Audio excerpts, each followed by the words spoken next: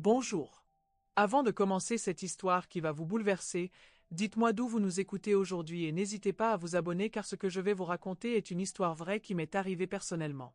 Avez-vous déjà ressenti cette intuition que quelque chose n'allait pas, même quand tout le monde autour de vous disait que tout était parfait? Je m'appelle Marie, j'ai 51 ans, et aujourd'hui je vais vous raconter comment le jour qui devait être le plus beau de la vie de ma fille s'est transformé en mon pire cauchemar. Mais ce que vous allez découvrir à la fin vous prouvera qu'il faut parfois perdre tout pour retrouver sa dignité. Il y a 24 ans, quand Camille est née, son père nous a abandonnés. J'avais 27 ans, aucune formation supérieure, mais une détermination féroce.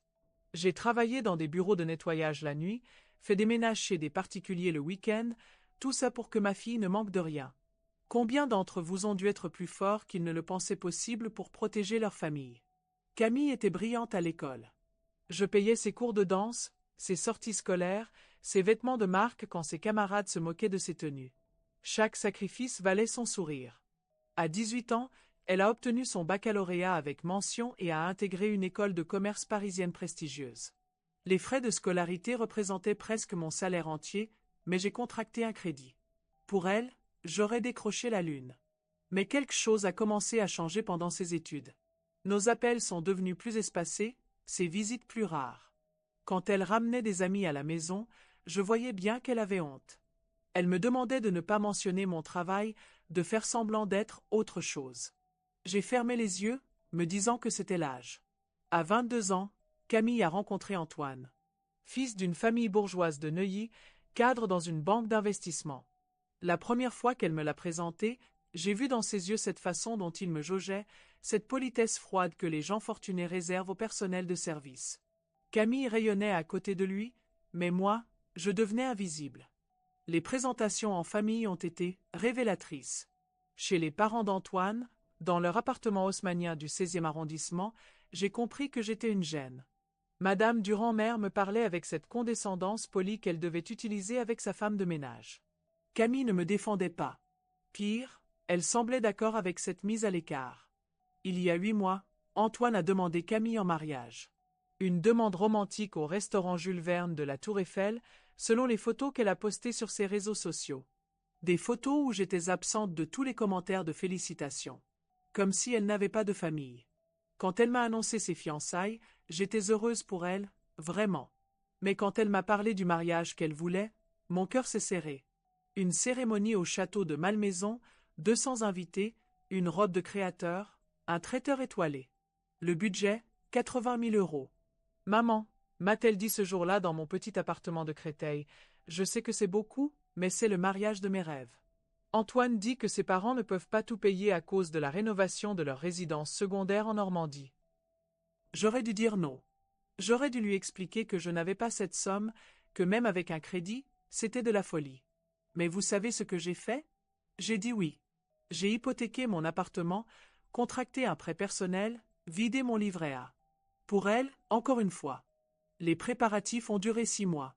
6 mois où je n'étais consulté sur rien mais où je payais tout. Le choix du château, je l'ai découvert sur ses réseaux. Le menu, pareil. La liste des invités, mystère total. Dites-moi en commentaire si vous avez déjà découvert que quelqu'un en qui vous aviez confiance cachait des intentions cachées. Une semaine avant le mariage, j'ai enfin reçu mon carton d'invitation. Un Bristol élégant avec dorure, très formel. Camille Rousseau et Antoine Durand ont l'honneur de vous inviter. Au dos, une note manuscrite de Camille.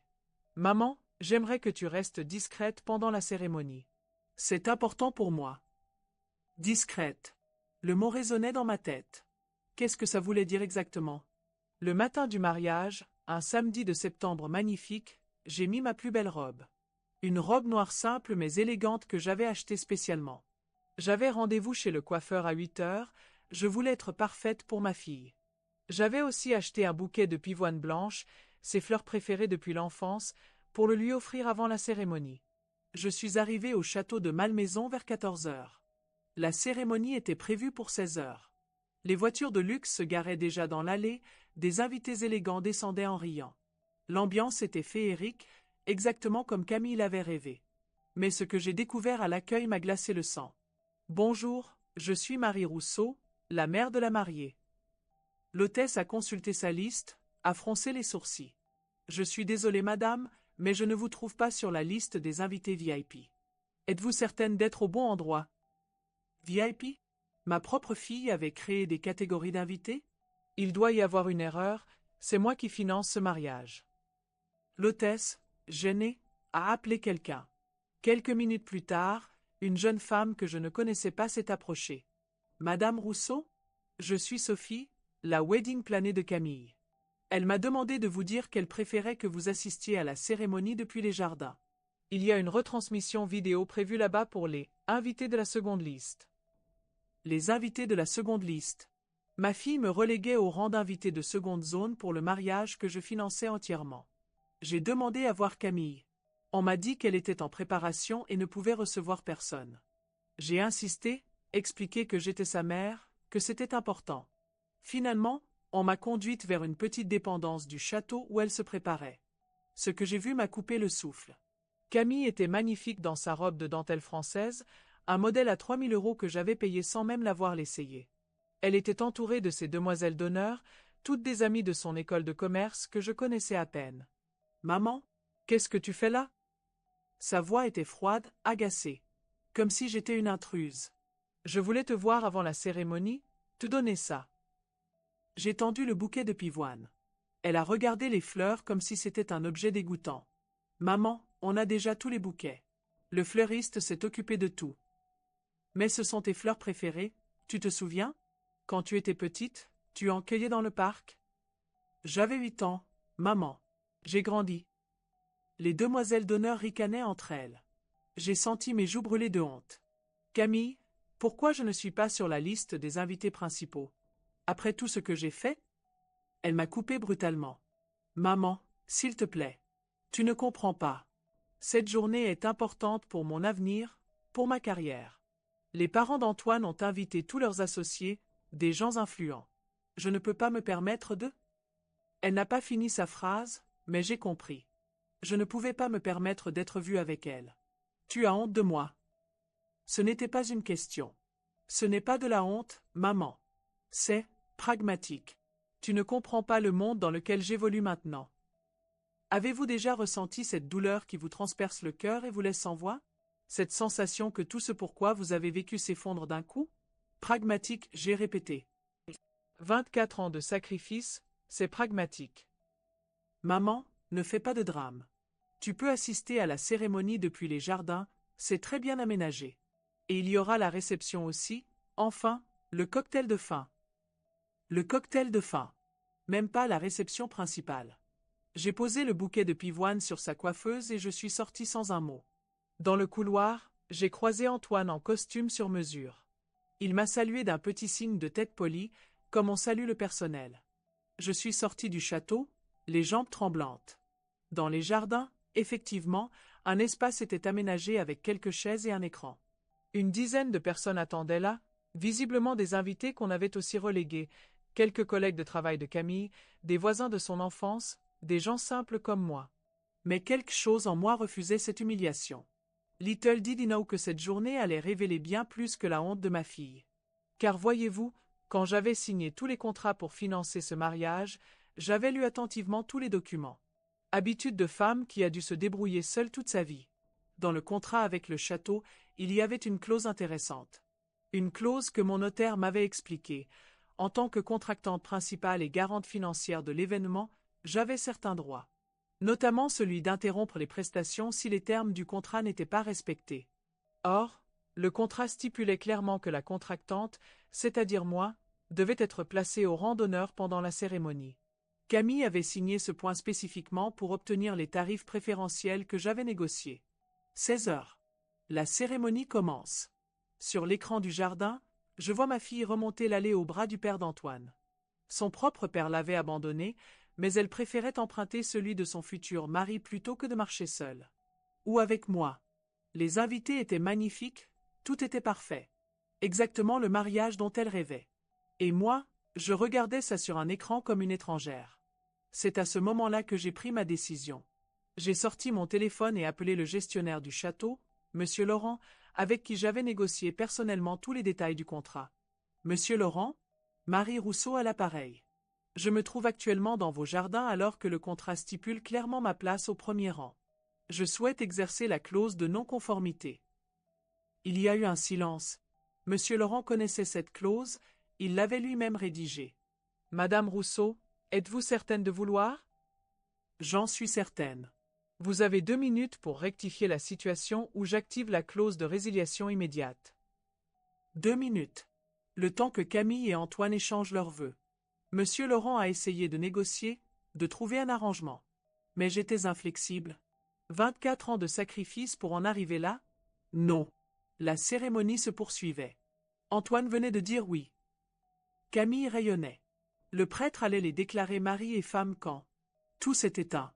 L'électricité, la sonorisation, les éclairages décoratifs, tout. Le château s'est retrouvé plongé dans un silence sidérant. Seuls les cris de surprise des invités résonnaient dans la pénombre. Vous auriez dû voir la confusion sur l'écran de retransmission avant qu'il ne s'éteigne à son tour. Camille debout dans sa robe blanche, Antoine figé, le prêtre avec son livre à la main, tous perdus dans l'obscurité. Partagez votre histoire en commentaire si vous avez déjà eu à prendre des décisions difficiles qui ont changé le destin de votre famille. Les générateurs de secours ne se sont pas déclenchés. Normal, ils étaient aussi sous ma responsabilité contractuelle.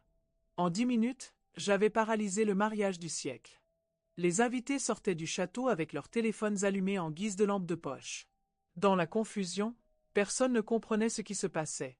Certains parlaient de panne généralisée, d'autres de sabotage. C'est là que j'ai vu Camille sortir en courant, sa traîne relevée à la main, cherchant désespérément une explication. Elle m'a aperçu près du portail, debout tranquillement près de ma voiture. « Maman, qu'est-ce que tu as fait ?»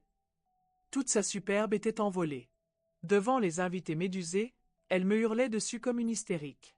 J'ai exercé mes droits contractuels, Camille. Tu voulais que je reste discrète? Je me suis contentée de me retirer, avec mes prestations.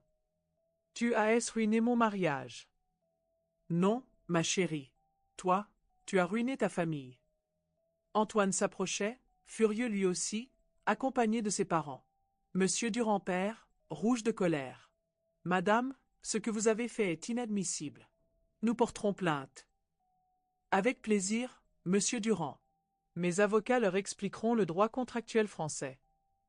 Ce que je n'avais pas prévu, c'est que plusieurs invités filmaient la scène. Dans notre époque de réseaux sociaux, cette confrontation a été mise en ligne dans l'heure qui a suivi. #MariageGate, #MamanRevenge, #WeddingFail. Les hashtags se sont multipliés. Mais le vrai choc est arrivé le lendemain. Une journaliste de TF1 m'a contacté. L'histoire faisait le buzz sur Internet, elle voulait mon témoignage. J'ai accepté. Dans cette émission de société qui passe le dimanche après-midi, j'ai raconté mon histoire. 24 ans de sacrifice, l'hypothèque sur mon appartement, les crédits contractés, et cette humiliation finale. Mon témoignage était factuel, sans haine, mais implacable. Je ne cherchais pas la vengeance et j'expliquais face aux caméras. Je réclamais juste ma place. La place de la mère qui a tout donné. L'émission a fait un carton d'audience. 7 millions de téléspectateurs. Les réseaux sociaux ont explosé, les commentaires se comptaient par milliers. Certains me soutenaient, d'autres me critiquaient, mais tout le monde parlait de cette histoire. Pour Camille, les conséquences ont été immédiates et dévastatrices. Son employeur, une banque soucieuse de son image, a trouvé des prétextes pour ne pas renouveler son contrat de stage qui se terminait. Les vidéos de sa crise de nerfs au château avaient fait le tour des bureaux parisiens. Antoine, lui, a subi la pression de ses parents. Les Durand, habitués aux mondanités discrètes de la bourgeoisie parisienne, ne supportaient pas cette exposition médiatique. Ils ont fait comprendre à leur fils que cette union n'était plus souhaitable. 15 jours après le mariage raté, Antoine a rompu les fiançailles. Camille s'est retrouvée seule, sans travail, sans fiancé, et avec un crédit de 20 000 € contracté pour les accessoires de mariage que mon financement ne couvrait pas. Elle m'a appelé 3 semaines plus tard. « Maman, est-ce qu'on peut se voir ?» Nous nous sommes retrouvés dans ce petit café de Créteil où nous allions quand elle était étudiante. Elle avait maigri, ses traits étaient tirés. Plus rien de cette arrogance qui l'habitait le jour du mariage. « Je suis désolée » a-t-elle murmuré sans me regarder. « De quoi exactement ?»« De tout. De t'avoir traité comme ça, de t'avoir fait honte, de m'avoir effacé de ta vie. » Elle a hoché la tête, les larmes aux yeux. J'avais tellement peur qu'il découvre d'où je venais. Que ça ruine mes chances. Et maintenant?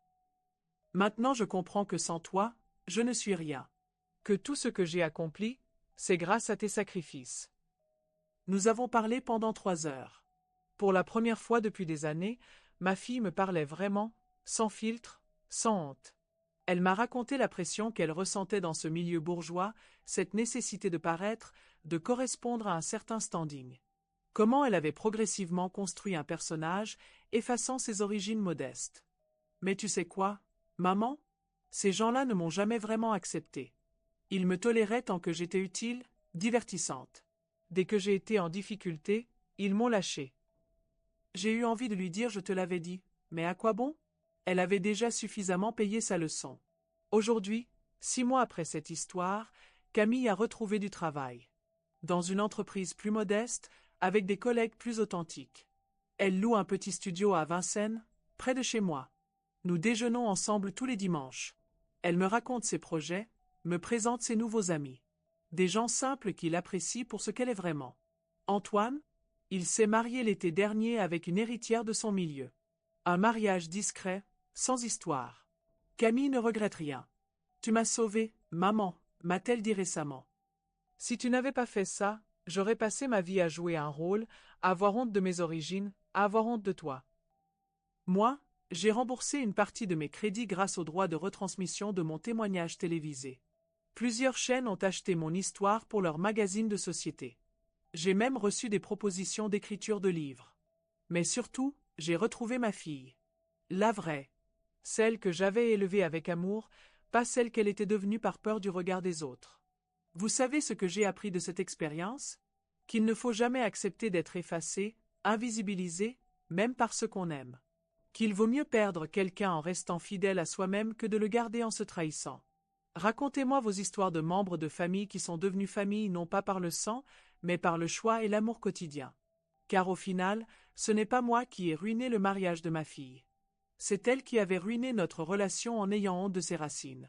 Mon geste l'a juste remise face à cette réalité. Aujourd'hui, je suis fière de qui je suis.